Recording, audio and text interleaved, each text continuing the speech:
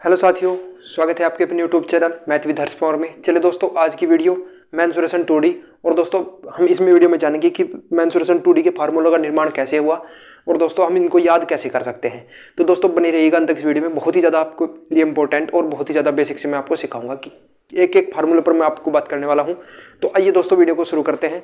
चलिए दोस्तों, सबसे पहले हम बात करने वाले हैं इन आज की वीडियो में 5 टॉपिक पर बातें करने वाले हैं। दोस्तों इनसे अलग भी फार्मूले होते हैं, वो मैं अगली वीडियो में लेकर आऊंगा जिससे कि ये वीडियो आपका लेंथी ना हो। तो आइए दोस्तों वीडियो को शुरू करते हैं। सबसे पहले हम बात करेंगे वृत्त पर, फिर दोस्तों अर्धवृत्त पर, वर्ग, समचतुर्भुज और आयत। क्या क्या चीज़ें आपको याद करना है।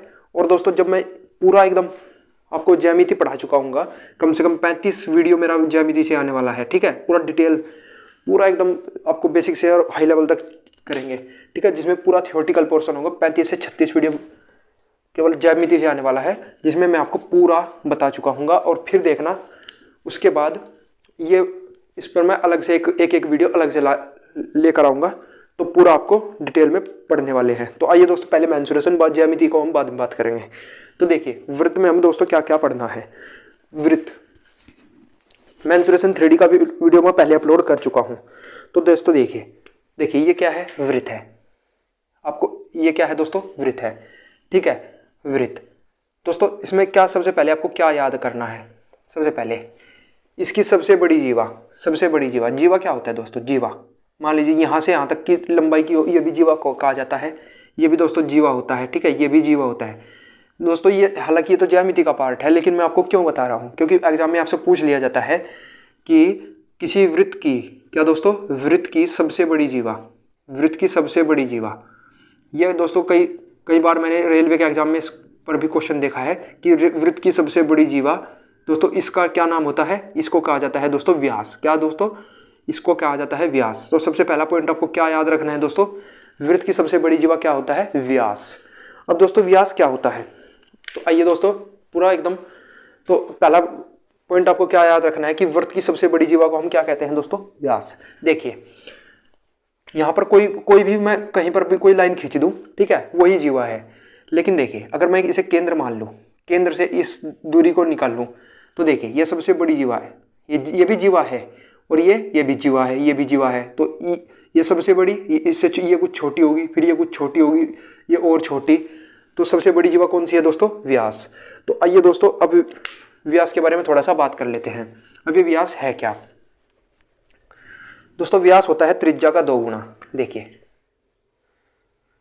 इसको हम क्या मान लेते हैं, केंद्र मान लेते हैं, ठीक है। यहाँ से केंद्र से परिधि को टच करने वाली रेखा को दोस्तों हम त्रिज्या यानी कि रेडियस आर से इसको डिनोट करते हैं, ठीक है, इसको आर से डिनोट करते हैं। तो एक आर यहाँ पर है, एक आर यहाँ पर, तो 2r बराबर हम कह देते हैं दोस्तों डी, यानी कि डायमीटर। क्या दोस्तों, डायमीटर को हिंदी में बोला जाता है दोस्तों व्यास, ठीक है। इसको डी से डिनोट किया जाता है और रेडियस को त्रिज्या कहा जाता है, इसको आर से डिनोट किया जाता है। तो चलिए दोस्तों, उम्मीद करता हूँ यहाँ तक की चीज़ें क्या क्लियर हो गई होगी कि 2r अगर हम r में 2 से गुणा कर दे तो वो d के बराबर आ जाता है। कैसे, एक r ये वाला और एक r ये वाला, ठीक है। तो अब जो दोस्तों अब आपको क्या याद करना है, सबसे पहला पॉइंट तो ये याद करना है कि वृत्त की सबसे बड़ी जीवा व्यास होता है, ठीक है। तो अब आपसे ये एग्जाम में नहीं पूछता, लेकिन आप एग्जाम में पूछ लिया जाता है कि वृत्त की सबसे बड़ी जीवा क्या है। अब आपको क्या करना है, अब आप दोस्तों इसका क्षेत्रफल आपको निकालना है। मान लीजिए इसका आपको r दे दिया जाए, मतलब इसकी रेडियस आपको दे दिया जाए और इसका क्षेत्रफल आपसे पूछ लिया जाए। क्या दोस्तों, वृत्त का क्षेत्रफल आपसे पूछ लिया जाए, तो पाई आपको लगाना है और इसको 2 बार गुणा, मतलब पाई r स्क्वायर। तो उसका क्षेत्रफल कैसे याद करना है, पाई r स्क्वायर। क्यों होता है मैं फिर को बता दूं, जब ज्यामिति पढ़ाऊंगा तब आपको डिटेल में बताऊंगा कि ये हुआ कैसे था, ठीक है, इसका निर्माण कैसे हुआ था। तो पाई r स्क्वायर। अब दोस्तों याद रखना, अगर मुझे इसकी परिधि निकालनी पड़े, मतलब इसका परिमाप या परिधि, क्या दोस्तों, परिमाप या परिधि, अगर मुझे इसका परिमाप या परिधि निकालना पड़े तो 2 पाई r, क्या दोस्तों, 2 पाई r इसका परिमाप या परिधि होता है, ठीक है। अभी तो आप याद कर लीजिए, लेकिन मैं आपसे बता दूं, मैं डिटेल भी इस पर वीडियो बिल्कुल लेकर आने वाला हूं। आइए दोस्तों, ये क्षेत्रफल है और ये परिमाप या परिधि का फार्मूला है। क्षेत्रफल का फार्मूला पाई r स्क्वायर और परिमाप और परिधि का फार्मूला 2 पाई r। अब दोस्तों आपसे एग्जाम में ऐसा भी पूछा जा सकता है। क्या दोस्तों? ऐसा भी पूछा जा सकता है कि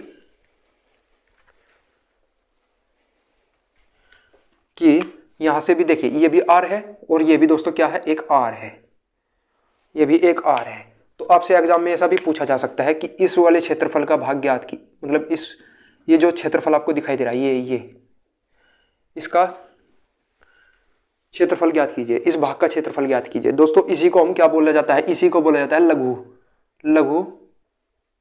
लघु क्षेत्रफल या और इसको दीर्घ, ठीक है। और यहाँ पर आपसे ये भी पूछा जा सकता है इस चाप की लंबाई ज्ञात कीजिए। मान लीजिए ए है और ये बी है, तो पूछा जाएगा कि ए बी चाप की लंबाई ज्ञात कीजिए। तो दोस्तों आइए अब इसको बात को करते हैं। देखिए दोस्तों, अगर आपको ये क्षेत्रफल निकालना दे दिया जाए तो आपको ये यहाँ पर कोई न कोण देगा, तो थीटा मान लीजिए कोण देगा, हमेशा यहाँ पर कोई ना कोई कोण देगा, तभी आपसे क्षेत्रफल पूछा जा सकता है। दो त्रिज्याओं के बीच घिरी आकृति को, देखिए दो त्रिज्याओं के बीच घिरी आकृति को क्या बोला जाता है दोस्तों? वृत्तखंड बोला जाता है। क्या बोला जाता है? वृत्तखंड। ये दोस्तों लघु वृत्तखंड है। क्या दोस्तों? ये है लघु वृत्तखंड। और ये जो आप ऊपर आपको दिखाई दे रहा है दीर्घ वृत्तखंड। ये आपको क्या है दोस्तों? दीर्घ वृत्तखंड। लघु वृत्तखंड और दीर्घ वृत्तखंड, ये दो भाग होते हैं। आइए दोस्तों, अगर हमें लघु वृत्तखंड, मान लीजिए हमें दोस्तों वृत्तखंड क्या होता है, इसको आपको ध्यान रखना है। दो त्रिज्याओं के बीच घिरी हुई आकृति को ही वृत्तखंड कहा जाता है। मान लीजिए एक त्रिज्या ये और एक त्रिज्या ये, तो इसके बीच घिरी हुई जो आकृति है, मतलब जो ये बचा हुआ क्षेत्रफल है, इसको दोस्तों हम क्या कहते हैं? वृत्तखंड कहते हैं। अब इसका क्षेत्रफल अगर आपको निकालना पड़ जाए, आपको क्या करना है? पूरे का क्षेत्रफल निकालना है पाई आर स्क्वायर, और थीटा है, इस थीटा की गुणा कर देना है बटा 360। ये आपका वृत्तखंड का क्षेत्रफल निकल के आ जाएगा, इस वाले वृत्तखंड का, ठीक है, इस वाले वृत्तखंड का, ठीक है। तो उम्मीद करता हूं वृत्तखंड, मान लीजिए त्रिज्या आपको दे दिया जाए, ठीक है, आपको त्रिज्या दे दिया जाए 7 सेंटीमीटर, त्रिज्या दे दिया जाए 7 सेंटीमीटर, और यह दे दिया जाए दोस्तों 60 डिग्री का कोण, और आपसे पूछ लिया जाए बताइए इस वृत्तखंड के, तो आपके दिमाग में एकदम क्लिक करना चाहिए कि ये पाई आर स्क्वायर थीटा बाई 360 का फार्मूला लगना है, ठीक है। तो आपने डायरेक्ट पाई का मान होता है 22/7, आर का आर गुणे 7 गुणे 7, और थीटा दिया गया है दोस्तों कितना? 60 और बटे करना है 360 से, तो हमारा यही आंसर आ जाएगा। तो उम्मीद करता हूँ यहाँ तक की चीज़ें आ गई होगी। अब दोस्तों एग्जाम में इसी प्रकार से नहीं पूछा जाता, ठीक है, एग्जाम में इसी प्रकार से नहीं पूछा जाता। एग्जाम में आपसे पूछा यह भी जा सकता है कि बताइए इस चाप की लंबाई कितनी होगी। क्या दोस्तों? इस चाप की लंबाई भी पूछी जा सकती है। किसकी दोस्तों? मान लीजिए ये कोई, देखिए ये कोई आर है और ये आर है, और ये कोण आपको थीटा दे दिया गया, और मान लीजिए ये ए है और ये बी, तो ए बी चाप की लंबाई भी पूछी जा सकती है, ठीक है। ये आर है त्रिज्या, भाई केंद्र से परिधि को टच करने वाली रेखा को हम क्या कहते हैं? आर कहते हैं। केंद्र से परिधि को टच करने वाली रेखा को हम आर कहते हैं, केंद्र से परिधि को टच करने वाली रेखा को हम आर कहते हैं, ठीक है। ए बी चाप की लंबाई अगर आपसे पूछ लिया जाए तो पहले पूरे चाप की लंबाई क्या होता है, मतलब पूरे परिधि का लंबाई अभी बताया था 2 पाई आर। क्या दोस्तों? 2 पाई आर होता है ना। अब क्या करना है, इसकी लंबाई निकालने के लिए आपको इसका कोण का प्रयोग करना है, थीटा, और पूरे डिग्री पर कितने डिग्री का कोण बनता है? 360। ये लीजिए, हो गया, इस यहाँ से यहाँ तक की लंबाई निकल के आ गई, ठीक है। तो चलिए दोस्तों, अब हम ये तो था इसका डिटेल। अब दोस्तों इस पर एक वो कर लेते हैं, अगर आपको ये 7 सेंटीमीटर दे दिया जाए, ये 60 दे दिया जाए, तो ये फार्मूला लगाकर आप इस चाप की लंबाई निकाल सकते हैं, और ठीक है। अब दोस्तों बात ये है, अगर हमें इस चाप की लंबाई पूछ लिया जाए तब इसको 2 तरीके से निकाला जा सकता है। कैसा दोस्तों? किस तरीके से निकाला जा सकता है? तो आइए दोस्तों उस पर बात कर लेते हैं। दोस्तों एक तो ये है कि ये जो बचा कोण कितने डिग्री का है, 360 डिग्री माइनस थीटा, एक तो इससे निकाला जा सकता है 360 डिग्री माइनस थीटा बटे 360 करना है, लेकिन ये भी हमें नहीं करना। तो आइए दोस्तों अब चलते हैं अर्धवृत्त पर। क्या दोस्तों? अर्धवृत्त पर। तो आइए दोस्तों, वृत्त हमारा कंप्लीट हो चुका है, अब हम पढ़ते हैं अर्धवृत्त। ऐसा कुछ होता है दोस्तों अर्धवृत्त, ठीक है। अब याद रखना दोस्तों, यहाँ ध्यान दीजिएगा, ये केंद्र है, केंद्र से परिधि को टच करने वाली रेखा को हम दोस्तों क्या कहते हैं, ये मान लीजिए क्या है दोस्तों, अर्धवृत्त, अर्धवृत्त। ठीक है, केंद्र से परिधि को टच करने वाली रेखा को दोस्तों हम क्या कहते हैं, त्रिज्या। केंद्र से परिधि को टच करने वाली रेखा को हम क्या कहते हैं, त्रिज्या। केंद्र से परिधि को टच करने वाली रेखा को हम क्या कहते हैं, त्रिज्या। तो ये भी आर, ये भी आर और ये भी आर हो गए। अब दोस्तों इसका क्षेत्रफल आपसे पूछा जा सकता है। पूरे इसका क्षेत्रफल दोस्तों कितना होता है, pi R square, pi R square. तो हम इसमें क्या करेंगे दोस्तों, 2 से भाग कर देंगे। ये पूरे का आधा होता है। ठीक है, पूरे उसका आधा होता है, मतलब क्षेत्रफल ये है तो पाई आर स्क्वायर बाई 2 कर देना है। ठीक है, तो हमारा क्या दोस्तों निकल के आ जाएगा, अर्धवृत्त निकल के आ जाएगा। अब दोस्तों इसमें कंफ्यूज इसलिए होते हैं कि अगर आपसे इसकी परिधि या आपसे इसका परिमाप पूछ लिया जाए, क्या दोस्तों, परिधि या परिमाप, अब डायरेक्ट आंसर लगाओगे 2 पाई आर। मुझे लगता है ये आंसर आप लगाओगे, मैं जानता हूँ ये वाला आंसर लगाओगे पाई आर, जबकि ये गलत है। क्यों गलत है, पता है क्यों गलत है? देखिए इतने का तो हो जाता है। देखिए किसी वृत्त में इसके जो इसका जो परिमाप होता है 2 पाई आर होता है, और इसको आधा काट दिया जाए तो कितना हो गया दोस्तों, पाई आर हो गया। लेकिन एक आर ये भी तो जुड़ेगा, क्योंकि ये है परिमाप, ये है परिमाप। तो दोस्तों परिमाप में क्या जुड़ेगा, ये 2 आर भी जुड़ेंगे, तो प्लस 2 आर। और यहाँ से पाई को बाहर, आर को बाहर कॉमन ले लीजिए। आर जैसे मैंने बाहर कॉमन लिया तो अंदर क्या बचेगा दोस्तों, पाई प्लस 2।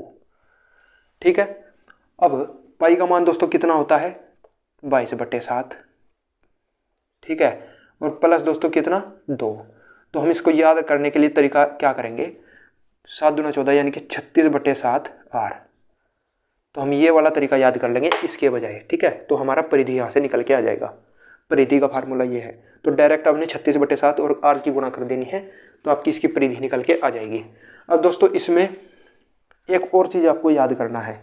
क्या याद करना है दोस्तों, क्षेत्रफल और परिमाप तो आपको पूछा जाता है। इसमें आपको एक चीज़ और देखना है। क्या, अभी के लिए याद कर लीजिए। हालांकि मैं आपको बता दूं कि किसी व्यास द्वारा परिधि पर बना कोण 90 डिग्री, हमेशा 90 डिग्री होगा। ये कोण हमेशा क्या होगा दोस्तों, 90 डिग्री होगा। ठीक है, किसी व्यास द्वारा परिधि पर बना कोण कितने डिग्री का होगा दोस्तों, 90 डिग्री का होगा। मैं आपको उसको प्रूफ भी करके दिखाऊंगा, लेकिन आज की वीडियो में नहीं। ठीक है, वो अगला वीडियो जो होगा, मतलब जब मैं ज्यामिति पढ़ा रहूँगा तब। अभी के लिए आप इसको याद कर लीजिए कि किसी व्यास द्वारा, ये व्यास है भाई, ये आर है तो ये भी आर होगा, और 2 आर बराबर बताया था अभी थोड़ी देर पहले, वो एक व्यास यानी कि एक डायमीटर के बराबर होता है। तो व्यास द्वारा परिधि पर जो कोण बनेगा वो 90 डिग्री का होगा। तो आपसे डायरेक्ट इसमें यह भी पूछा जा सकता है कि किसी अर्धवृत्त की परिधि पर बना कोण कितने डिग्री का होता है। तो कंफ्यूज नहीं होना दोस्तों, डायरेक्ट आपने मानना है 90 डिग्री। अब चलिए दोस्तों, हमारा वृत्त और अर्धवृत्त कंप्लीट हो गया। ठीक है, हालांकि इसका जो ज्यामिति वाला पार्ट है वो भी मैं कराऊंगा, आप चिंता मत कीजिए। ठीक है, अब डिटेल से पूरा पढ़ने वाले हैं। ठीक है, क्योंकि देखिए ज्यामिति में आपको क्या पढ़ना है, ये वृत्त है और आपको 2 कोण मतलब 2 जीवा दे दी जाएंगे। ये वाली लंबाई दे दी जाएगी, ये दे दी जाएगी, ये दे दी जाएगी, ये पूछ लिया जाएगा। ये दोस्तों ज्यामिति का पार्ट है। हालांकि इसमें जब समरूप त्रिभुज का कॉन्सेप्ट इसमें लगता है। ठीक है, तो चलिए दोस्तों अब करते हैं डायरेक्ट। अब दोस्तों आता है वर्ग। दोस्तों वर्ग कैसी आकृति है, वर्ग। अब दोस्तों ध्यान से देखना। मान लीजिए हमने क्या बना लिया, एक वर्ग ले लिया। ठीक है, जिसकी प्रत्येक साइड हमने ए और ए ले ली। ये कोण 90 डिग्री, ये कोण 90। इसका प्रत्येक कोण कितने डिग्री का होता है दोस्तों, 90 डिग्री का होता है। इसका प्रत्येक कोण 90 डिग्री का होता है। क्यों होता है, क्योंकि इसकी प्रत्येक साइड आपस में बराबर होती है, तो उसका प्रत्येक कोण भी 90 डिग्री का होता है। ठीक है, आपको सबसे पहले तो यही बात याद रखनी है कि इसका प्रत्येक कोण 90 डिग्री का होता है। दूसरी बात इसमें क्या याद रखनी है, दूसरी बात कि इसका जो ये डायगोनल होता है ना, डायगोनल हमेशा समान होता है। मतलब इसके विकर्ण आपस में बराबर होते हैं, विकर्ण आपस में बराबर होते हैं। अभी देख लीजिए दोस्तों, ये एक पाइथागोरस प्रमेय से ये मतलब ये कि क्या है, समकोण त्रिभुज है।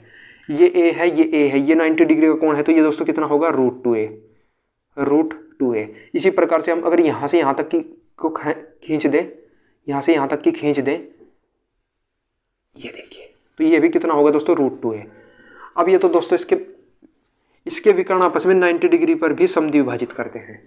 मतलब यहाँ पर जहाँ पर ये दोनों विकर्ण आपस में मिलेंगे तो ये कोण 90 डिग्री का होगा, ठीक है। और समद्विभाजित करने का मतलब है जितनी इसकी लंबाई है इतनी इसकी लंबाई है, और जितनी इसकी लंबाई है इतनी ही इसकी लंबाई है, ठीक है। तो याद रखना दोस्तों, क्या याद रखना है, इसके प्रत्येक कोण 90 डिग्री का होता है, इसके विकर्ण भी 90 डिग्री पर समद्विभाजित करते हैं। क्यों करते हैं बता रहा हूँ, इसमें भी ज्यामितीय का पार्ट लगेगा। चलिए एक बार मैं आपको थोड़ा सा डिटेल में बता देता हूँ। आइए दोस्तों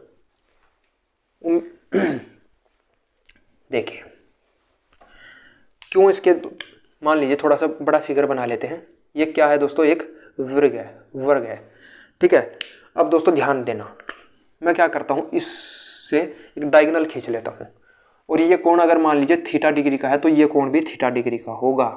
क्यों होगा, एकांतर। अब दोस्तों आप कहोगे एकांतर क्या होता है, तो इसलिए तो मैं आपको से कह रहा था, जो चीज़ मैं बता रहा हूँ वो याद कर लीजिए। जब मैं वीडियो बनाऊंगा ज्यामिति पर उसमें मैं आपको बता दूंगा कि कैसे आप इसको याद कर सकते हैं कि ये कोण थीटा का है तो ये कोण थीटा कैसे हुआ, ठीक है। वो बहुत थोड़ा सा अलग कहानी है, तो याद कर लीजिए दोस्तों, अभी आप नहीं समझ पाएंगे, ठीक है। तो चलिए दोस्तों अब हम चलते हैं। हमने कहाँ तक कर लिया था कि जो इसके विकर्ण है वो 90 डिग्री पर समद्विभाजित करते हैं। दोस्तों इसके क्षेत्रफल का फार्मूला क्या होता है, किसके दोस्तों, वर्ग के क्षेत्रफल का। दोस्तों वर्ग के क्षेत्रफल का फार्मूला होता है साइड स्क्वायर, भुजा का वर्ग, ठीक है, भुजा का वर्ग। एक फार्मूला इसका और होता है या कर्ण के वर्ग का आधा। क्या दोस्तों, कर्ण के वर्ग का आधा। कर्ण कह लो या विकर्ण कह लो, कर्ण कह लो या विकर्ण कह लो, बात एक ही है। विकर्ण के वर्ग कर दो और उसका आधा कर दो। इसके दो क्षेत्रफल हम यहाँ से निकाल सकते हैं, ठीक है। क्षेत्रफल कैसे, भुजा का वर्ग कर दो या विकर्ण के वर्ग का आधा कर दो, तो दोनों का क्षेत्रफल आप निकल के आ जाएगा। अब दोस्तों इसका परिमाप, ये दोस्तों बहुत ही इंपॉर्टेंट है। परिमाप क्या दोस्तों, परिमाप देखिए, ये है दोस्तों इसका क्या, परिमाप। ये साइड ए है, ये ए है, ये ए है, ये ए है। परिमाप क्या होता है दोस्तों, सभी साइडों का योग। तो ए को जोड़ेंगे तो दोस्तों कितना हो जाएगा, 4a, ठीक है। ए तो मैंने इसकी भुजा को डिनोट किया है, एक जगह पर 10, 20, 30 कुछ भी रह सकता है, ठीक है। तो क्या करना है, क्षेत्रफल ये याद कर लेना है, परिमाप याद कर लेना है। जो चीज़ इसके बीच में बताई है, किसके प्रत्येक कोण 90 डिग्री पर समद्विभाजित करता है, विकर्ण इसका, ठीक है। तो आइए दोस्तों अब चलिए दोस्तों, थोड़ा सा वीडियो ब्लर हो गया था इसलिए मैं आपसे माफ़ी चाहूँगा। अब थोड़ा सा इसको दोबारा से मैं आपको रिकॉल करवा देता हूँ। क्षेत्रफल क्या है, भुजा का स्क्वायर या विकर्ण के वर्ग का आधा। परिमाप क्या है, 4a। इसकी प्रत्येक साइड कितनी है। अब क्यों है, समरूप त्रिभुज से दोस्तों इसके फार्मूलों का निर्माण हुआ। तो आइए दोस्तों अब चलते हैं डायरेक्ट इसके। देखिए अगर मान लीजिए मैं इसका एक विकर्ण खींच दूँ, ठीक है, विकर्ण खींच दूँ, इसकी लंबाई आपसे पूछ लिया जाए, इसकी लंबाई आपसे पूछ लिया जाए तो उसकी लंबाई कितना होता है, √2a। आया कहाँ से, ये देखिए इसका प्रत्येक कोण कितने डिग्री का होता है दोस्तों, 90 डिग्री का। अब ये दोस्तों ये क्या है, एक समकोण त्रिभुज है, ये एक समकोण त्रिभुज है, ये एक समकोण त्रिभुज है। तो समकोण त्रिभुज से हम निकाल सकते हैं, समकोण त्रिभुज में पाइथागोरस प्रमेय लगता है, ठीक है। ए का स्क्वायर मतलब इस साइड का स्क्वायर इस साइड के स्क्वायर इस साइड के स्क्वायर के बराबर होता है। तो ए का स्क्वायर प्लस ए का स्क्वायर बराबर दोस्तों हम इसको मान लेते हैं h, मतलब ये वाली लंबाई हम h मान लेते हैं, तो h के स्क्वायर के बराबर।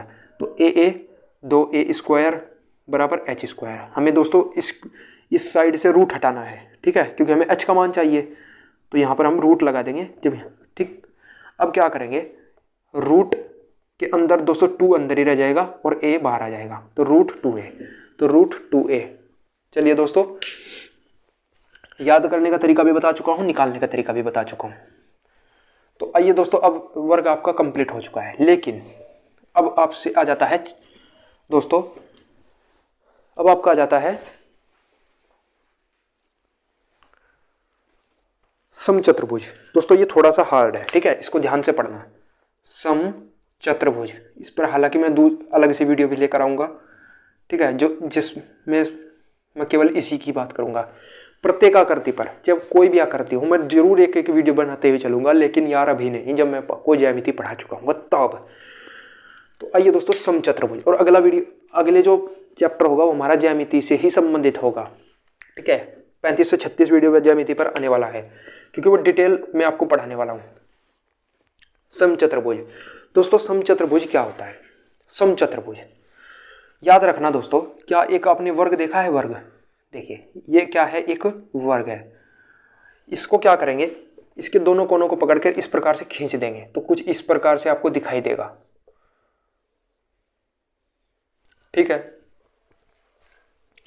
ये कोण 90 डिग्री कभी नहीं होता, इसका कोई भी कोण 90 डिग्री का नहीं होता। ठीक है, लेकिन इसका एक बात जरूर होता है, इसके दो लगातार कोणों का योग 180 डिग्री होता है। दो लगातार कोणों का योग 180 डिग्री का होता है।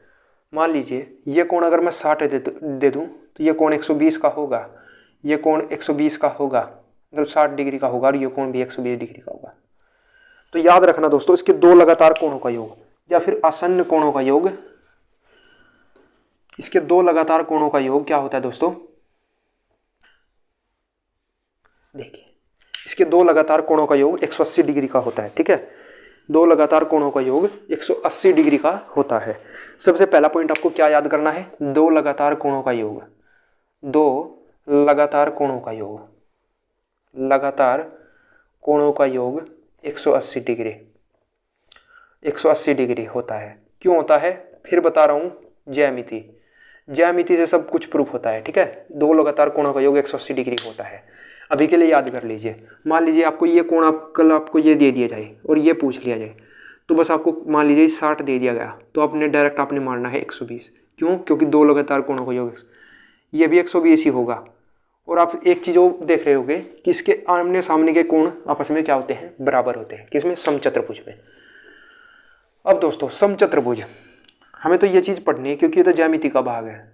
कोण तो हमसे ज्यामिति में पूछे जाते हैं दोस्तों। अब क्या करना है, अब मैं इसको थोड़ा सा बड़ा बना लेता हूँ। क्या कर लेता हूँ? थोड़ा सा बड़ा बना लेता हूँ ताकि आपको और अच्छी तरह समझ में आए।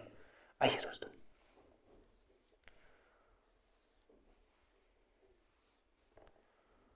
चलिए दोस्तों, हमने इसको थोड़ा सा बड़ा बना लिया। ठीक है, अब क्या करते हैं, इसका प्रत्येक साइड क्या होता है? ए होता है। समचतुर्भुज नाम से ही आपको पता चल रहा होगा। मान लो ये ए है, ए है, ए है। फिर आप कहोगे सर ये तो हमने वर्ग में भी पढ़ा था, लेकिन वर्ग में आपने पढ़ा था कि इसका जो प्रत्येक कोण होता है, वर्ग का प्रत्येक कोण 90 डिग्री का होता है, इसका प्रत्येक कोण 90 डिग्री नहीं होता। इसमें और वर्ग में यही एक फर्क है। ठीक है, इसमें और वर्ग में यही एक फर्क है कि इसका प्रत्येक कोण 90 डिग्री नहीं होता। तो अब दोस्तों क्या करें, हमें क्या चाहिए? इसका विकर्ण चाहिए। हमें क्या चाहिए? इसका विकर्ण चाहिए।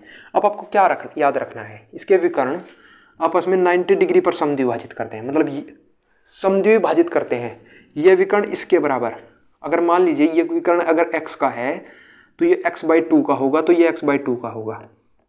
ये y का है तो ये ये पूरा y का है तो ये y/2 और ये y/2। और ये कोण हमेशा 90 डिग्री पर समद्विभाजित करते हैं, हमेशा 90 डिग्री पर समद्विभाजित करते हैं।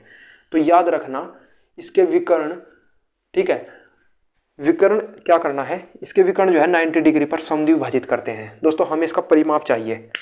आइए दोस्तों, अब हमें क्या चाहिए? इसका परिमाप चाहिए। परिमाप तो दोस्तों इसका कितना होता है? 4a। क्या दोस्तों? परिमाप। लेकिन एक फार्मूला यहाँ से भी पूछा जा सकता है। यदि आपको उसको दो विकर्ण आपके दे दिए जाएं, दो विकर्ण आपसे दे दिए जाएं तो परिमाप आपसे पूछा जा सकता है। परिमाप आपसे पूछा जा सकता है, क्षेत्रफल भी पूछा जा सकता है। ठीक है, तो आइए दोस्तों, अब हम क्या करेंगे, हम इसमें पाइथागोरस प्रमेय लगाएंगे इस वाले त्रिभुज में। तो इसका स्क्वायर कितना है भाई? इस साइड का स्क्वायर बराबर इस साइड का। देखिए 90 डिग्री के सामने की भुजा क्या होती है? 90 डिग्री के सामने की भुजा क्या होती है? 90 डिग्री के सामने की भुजा क्या होती है? कोण। तो इसका स्क्वायर प्लस इसका स्क्वायर बराबर होगा इसके स्क्वायर के। तो x/2 का स्क्वायर करेंगे तो x²/4। अरे इसका स्क्वायर किया ना, तो इसका स्क्वायर करेंगे y² + 4 बराबर दोस्तों किसके हो जाएगा? a² के। तो x² + y², ये 4 ना, और इसका कर देंगे 4, और अंडर रूट करेंगे तो a का मान आ जाएगा। अंडर रूट करेंगे तो a का मान आ जाएगा। तो अंदर क्या बचेगा? भाई 4 इसका अंडर रूट अंदर रह जाएगा और इसका आ जाएगा 2, इसका ये आ जाएगा और इसकी गुणा ऊपर कर देंगे तो 2a बराबर कितना होता है x square plus y square, मतलब एक्स स्क्वायर प्लस इसके विकर्ण जो होते हैं ना वो 2a के बराबर होते हैं विकर्ण का। ठीक है, ये फार्मूला आप याद कर सकते हैं, इसको लिख सकते हैं।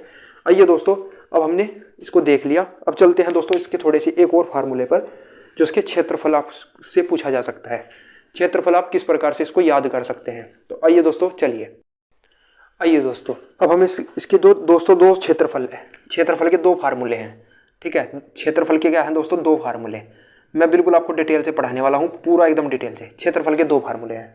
एक दोस्तों क्या, एक फार्मूला आपको याद रखना है, 1/2 पहला विकर्ण पहले विकर्ण की लंबाई दे दिया जाए तब ये वाला फार्मूला लगाना है, पहले विकर्ण गुणा दूसरा विकर्ण।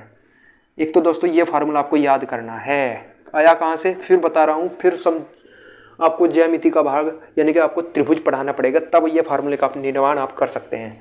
ठीक है, एक तो फार्मूला आप अभी के लिए याद कर लीजिए, 10 या 15 दिन की बात है, फिर मैं उसको अभी वीडियो डाल दूंगा। ठीक है, 1/2 गुणे पहला विकर्ण गुणे दूसरा विकर्ण। एक फार्मूला इसमें और होता है दोस्तों, एक फार्मूला इसमें 2 और होता है। क्या है दोस्तों, एक फार्मूला दोस्तों ये वाला कोण आपको दे दिया जाएगा, कोई भी एक कोण दे दिया जाएगा, तो अब क्या करना है, 1/2 तो करना ही करना है। अब इसकी साइडों का स्क्वायर कितना करना है, ए है ए स्क्वायर, भुजा का स्क्वायर करना है और फार्मूला यहाँ लगा देना है साइन थीटा। ये दोस्तों इसके दोनों क्षेत्रफल के फार्मूले हैं। तो इससे दोस्तों इतना ही याद करना है। ठीक है, क्या करना है, इसके प्रत्येक कोण 90 डिग्री पर समद्विभाजित करते हैं। ठीक है, अगर ये पूरा विकर्ण y का है तो ये y/2 अगर ये पूरा 16 का है तो ये 8। ठीक है, और भाई इसका परिमाप आपने निकाल के दिखा चुका हूँ मैं।